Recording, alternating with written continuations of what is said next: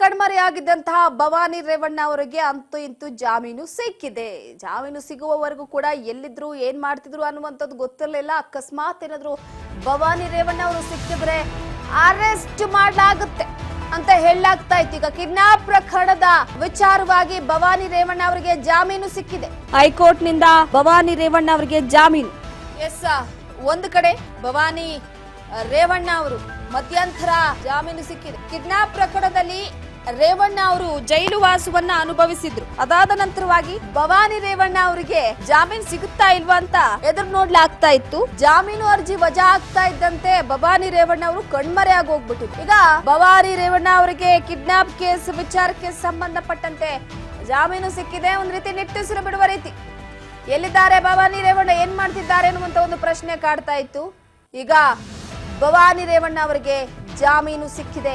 ಪ್ರಮುಖವಾಗಿ ಇಷ್ಟು ದಿನಗಳ ಕಾಲ ಎಸ್ಐಟಿ ಅಧಿಕಾರಿಗಳ ಕಣ್ತಪ್ಪಿಸಿ ಒಂದು ಕಡೆ ಪ್ರಜ್ವಲ್ ರೇವಣ್ಣ ಅವರು ವಿದೇಶಕ್ಕೆ ಪರಾರಿಯಾಗಿದ್ರು.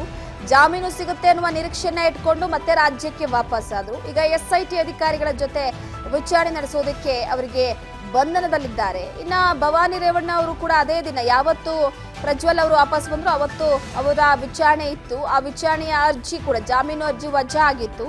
ಇದ್ದಕ್ಕಿದ್ದಾಗೆ ಭವಾನಿ ರೇವಣ್ಣ ಅವರು ಕಣ್ಮರೆ ಆಗೋಗಿದ್ರು. ಎಲ್ಲೋದ್ರು ಏನ್ ಮಾಡ್ತಿದ್ರು ಅನ್ನುವಂತ ಪ್ರಶ್ನೆ ಕಾಡ್ತಾ ಇತ್ತು. ಇನ್ನ ರೇವಣ್ಣ ಅವರು ಟೆಂಪಲ್ ರನ್ ಶುರು ಮಾಡ್ತಾ ಇದ್ರು. ಕಿಡ್ನಾಪ್ ಕೇಸ್ ವಿಚಾರವಾಗಿ ಈಗ ಜಾಮೀನು ಸಿಕ್ಕಿರುವಂತದ್ದು.